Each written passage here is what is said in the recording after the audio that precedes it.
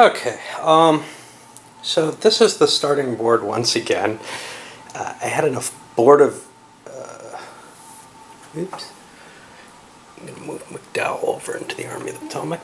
But I had an abortive attempt to play this and got pretty much through 1862, but it screwed up so many of the rules and the game as well, perhaps even more, the strategic and tactical ideas, that I decided to do a restart. It may be of some interest, so I'm going to eventually load up the videos for the abortive attempt, but hopefully this is going to work a little bit better, and we'll see if I can play this with some eye on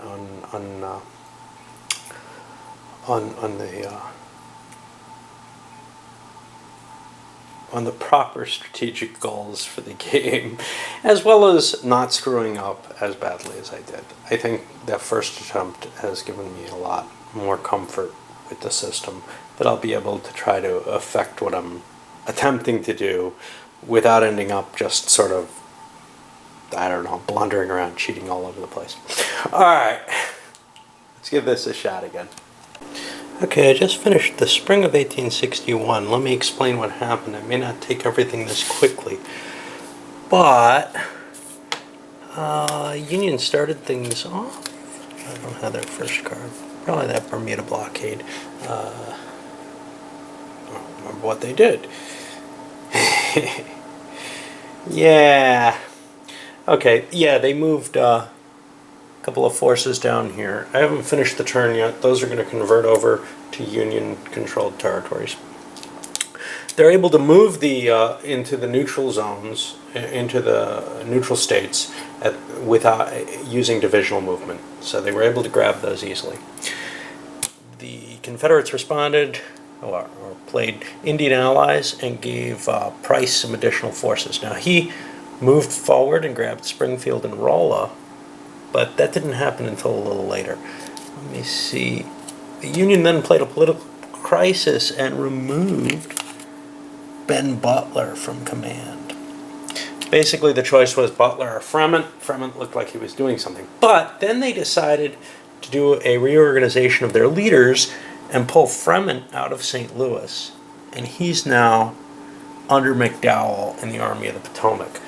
There's some advantages to this. One, he's sitting in an army. Now, he could end up getting control of it, but he's sitting in an army, so he no longer has that big 8 value, which can cause strategic will loss due to trying to put somebody else in charge of an army, as long as he's on the board.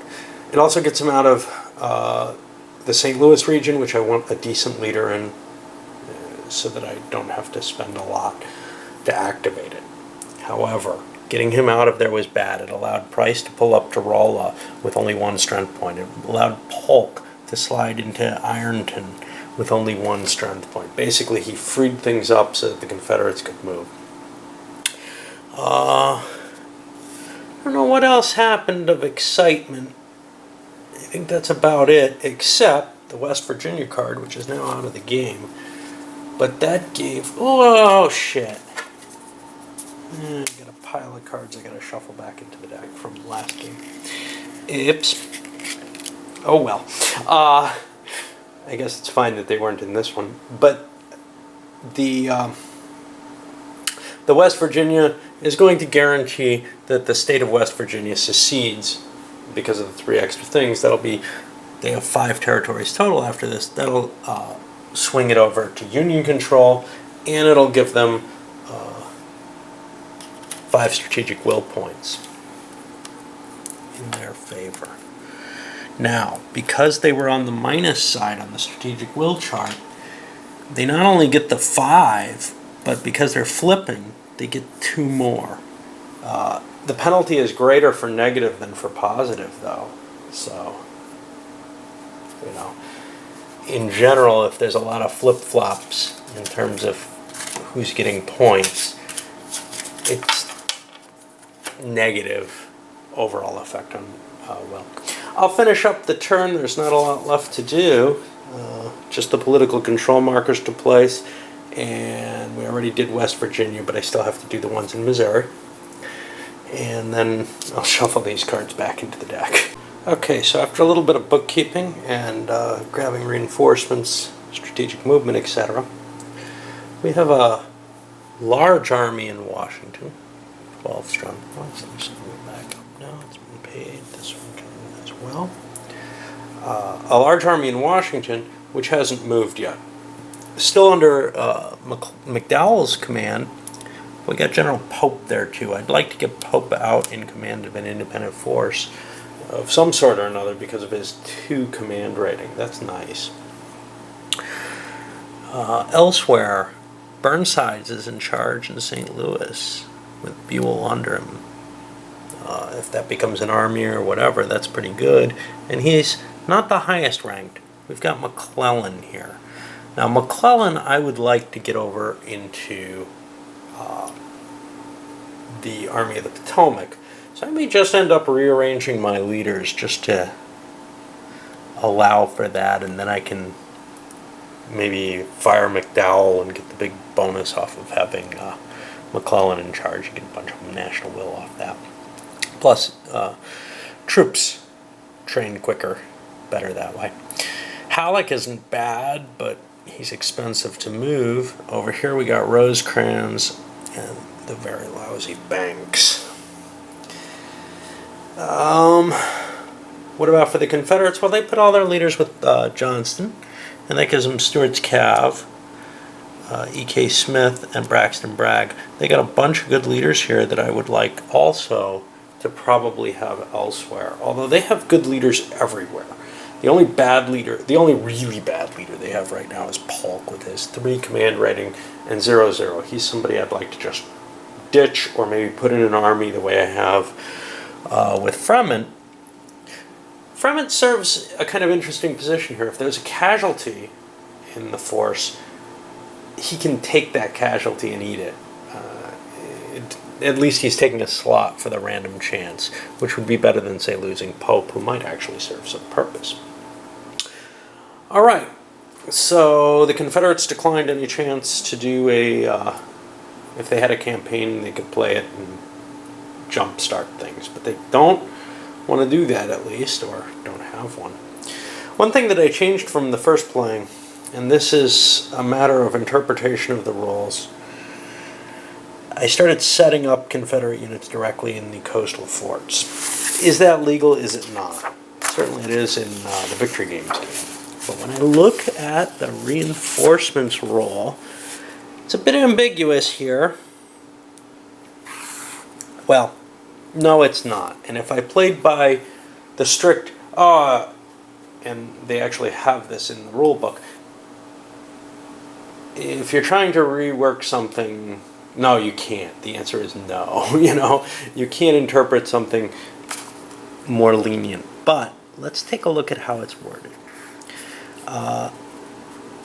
The space may not contain a Union SP, Fort, or Union PC marker. Okay, well that means that no matter what, I couldn't even reinforce into locations like Dover because there's a fort there, or Richmond. I can't buy that. I just cannot. Okay, so let's say the U.S., even though it's very explicit in the other 2 entries in there, was not left out on purpose, but it's meant to be a U.S. fort. That would make sense. If there was a U.S. fort there, then even if the PC wasn't properly controlled, wasn't properly set, it would be a restriction that's further from what's otherwise stated, and I just can't buy that you can't place in any forts. Maybe I'm wrong on this, and I'm sure I'll get some flack if I am. The alternative was this ugly situation where the Confederates were taking riverine movements to take their forts. I didn't like that at all, but again. And I don't know how valuable it is. This is something I decided to do to protect those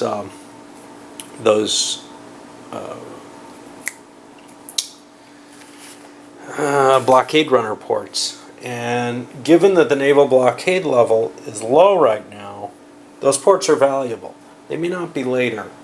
And it's going to be more difficult to get them out of those forts later when maybe I need manpower.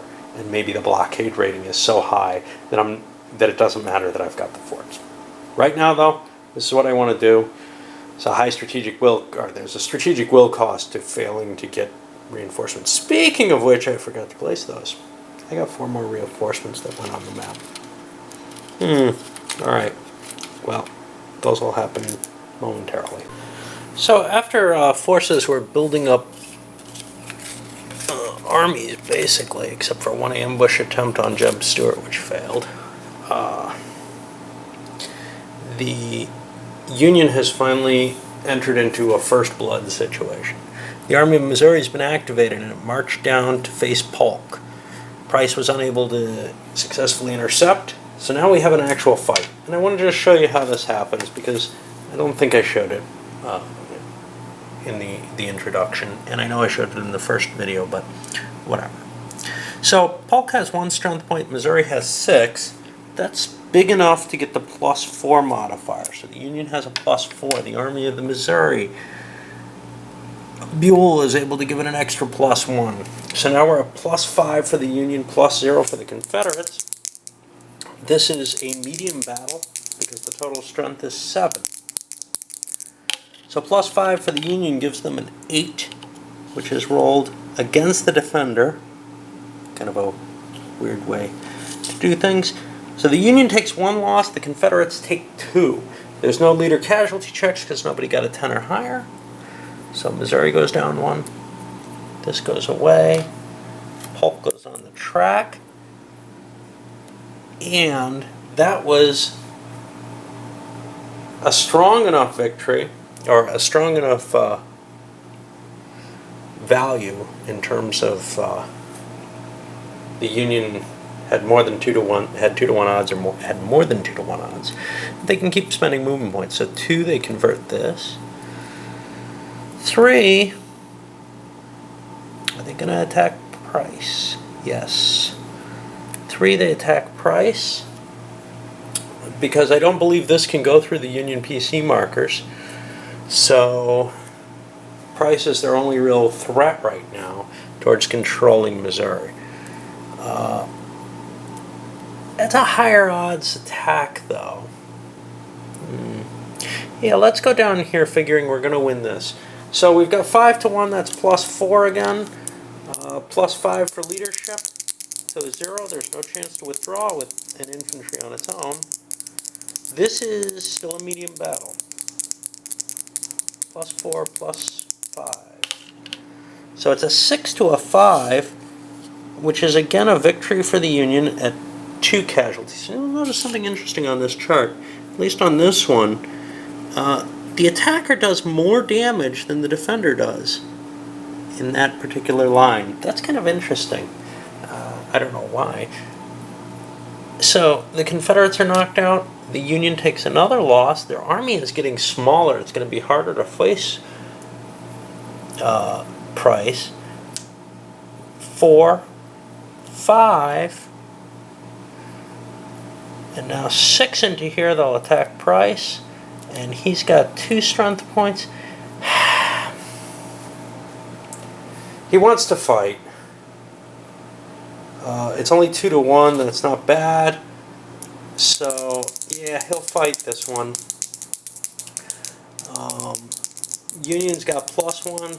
Confederates got +1. Total strength is 6, so it's still a medium battle. And the Confederates only get a total of 3, which gives them a 1, whereas the Union gets a 6, causes 2. They kill off Price's command as well. They don't have enough points to convert the area, and they take a loss. But Burnsides has done a good job at clearing Missouri from trouble. He was able to convert these spaces because he's an army for a movement point each. Regular troops can't do that, or corps or whatever, divisional size. All right, well, it's now the Confederate turn, and they've been stymied in the main place that they were activating in the first turn. They got Johnson still. Johnson marched up and grabbed Louisville, and he took control of each space on the way there. In response to this, because I didn't want to use McClellan didn't get the intercept that he wanted, because I didn't want to use McClellan to actually make the attack, I sent Brains Halleck with only 5 of the 6 strength points that were here. Now you'll see there's only 3 left. That's because Halleck failed. He's only got 1 combat modifier, whereas Johnston has 1, 2, 3, 4. Johnston's very, very powerful. Now he can't cross here at Louisville because there's Union control of the river there, but he can change that. And he's going to by playing a 3-point card to build a fortress here at Louisville. That's going to make it so that he can cross and actually threaten. It also makes it a lot tougher for the Union to cope with. They have to do an amphibious assault to attack there. Alright, let's go back to the Union turn. I don't think much more is going to happen this turn because I think the points are mainly driven down. Well, I wasn't quite right. The Union still had a big card left, and they played it. Tough calls here. They could have built an army here for Rosecrans. That's pleasing in some ways, but if they did that, they'd take a strategic will penalty because they got McClellan on the map. They got to get McClellan in an army somehow. Could have spent that card to rearrange army officers to try to fix that, but they can do that with a 1-point card. A 3-point card seemed like a waste. So instead, they activated the Army of the Potomac and attacked Beauregard. Now, Beauregard only had 6 forces. Now he's got 5. While the Army of the Potomac had 12. Overall, the Potomac had an advantage, mainly because of leadership. 1 for McDowell. Hey, he's pretty good there. And 1 for Pope on attacking. So they had +2. The Confederates had +1. It ended up each side lost a point. Union had to withdraw. Confederates finished up by playing elite units, and they gave the Army of the Tennessee Hood's Texans, and that'll give them a +1 if they choose to use it in battle. Why would they not choose to use it? If they take 2 or more losses, they lose that chip. They can, of course, regenerate it off another card. Alright, I guess since I've been going, I'll just continue with Fall of 61 after this. I played the only new control marker, which is over here at Rolla, where the Army of the Missouri was stopped. We're going into the fall turn, as I was mentioning, but I did the attrition too. And it's already beginning to tell, especially for the Union, who have a lot of kind of moderately sized forces on the board. Each of those loses a strength point. The Army of the Potomac loses 2. The Confederates only had 1 force of significant size on the board, which is the Army of Tennessee. Well, no, I'm sorry, they got Beauregard too. There's this steady draining of forces. Now we're going into the fall turn, and the 90-day enlistments are up, which means no reinforcements of any kind for anyone except through cards. So the reinforcement phase will just have strategic movement and placing generals. There's not going to be a lot of strategic movement because there aren't a lot of new forces on the board. So here we are on the fall turn of 1861. The deck size, the amount of cards each player has, keeps increasing and eventually goes up to 7 and 62 and continues at that for the rest of the game. But that allows you to do less in the first few turns, which is kind of a nice mechanism, I think. The beginning of the war was very slow, and I think it adequately reflects that. The Confederacy passed. They don't wish to play campaign, whether they have one or not. We have current situation. Troops have come in again. Union, all flush over in the Army of the Potomac. Built up the Army of the Missouri for, I'm not sure quite why, but they intend on perhaps pushing into Arkansas. They've got a cheap leader there with Burnsides. They may be able to take actions there that they won't otherwise be able to. McClellan's still a problem. They're hoping to get him off of there through a rearrange. We'll see if that happens or not, so that they can create an army here in Cairo. It's going to be tough to fight for Kentucky right now. They may have to come down this way. They're probably going to chance it though, but McClellan's not necessarily the man I want making those attacks. Although if it's an army, it's not that big a deal. The Confederates beefed up the Army of Tennessee, beefed up Beauregard's position, and got a lot of leaders because they got a lot of leaders knocked off before. Van Dorn shows up in Columbus. Polk back in Memphis. We got Pabst Price down here in the east defending Richmond of all things. And we picked up Pemberton, I believe, down here. He's just a bullet catcher right now, although he's a decent leader. All right, let's go. Okay, primarily we're seeing armies being built up. I was considering sacking McDowell and letting McClellan take his place, but the strategic will cost, there would still be about 4 points even with the McDowell bonus, or with the McClellan bonus, because of the switch of direction. It seemed like a silly move to try to get 1 extra strength point per turn for a while, which is what the McClellan bonus really is. I'm going to hold off. If I can get rid of him for free, maybe. But we got the Army of the Tennessee, the Army of the Cumberland being built.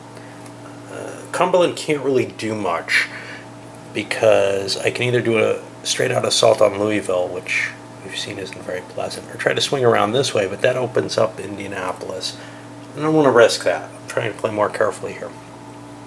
Army of Missouri split off a unit over to Jefferson City, try to take control.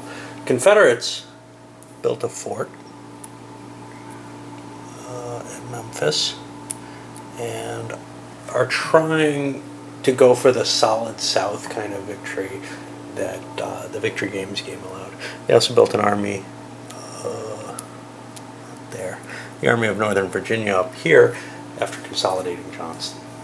Union managed to get a couple more actions off. The Army of the Missouri swung down, and right now Missouri is in a position where it will fall, in part due to the Army of the Tennessee. There was a campaign which swung down and captured New Madrid, as well as taking Van Dorn out of Columbus. Then, another big card, the Army of the Tennessee moved again and swept down and took Polk out of Memphis. 2 forts falling. That changes the strategic will situation. The Union's doing quite well with it. The Confederacy is falling behind. But General Buell was killed in that battle. He goes over here into the pile. And the Confederates played the Cotton as King card, which is removed from the game. But it brought a couple reinforcements onto the board, which they took at Morehead City and Norfolk. I'll do the conversions and then probably wrap this. So the net effect, if it hadn't been for the Army of the Tennessee sweeping through and grabbing Paducah in Columbus, the Confederates would have converted Kentucky. But as it is, they only have 5 spaces in Kentucky, and they've lost the area up here. That's going to make it much harder. The Union, on the other hand, did convert Missouri, and that's 10 strategic will for them. Right now, things look pretty good for the Union as far as I'm concerned. Yes, Kentucky is still kind of teetering, but I think they've got the overall advantage, and they've made good progress down the Mississippi, getting past Memphis. Vicksburg's going to be perhaps a problem, but you know that gets them a big chunk of the way down. Arkansas looks like it's going to fall, or if you prefer, Arkansas. All right, so we're going to move on.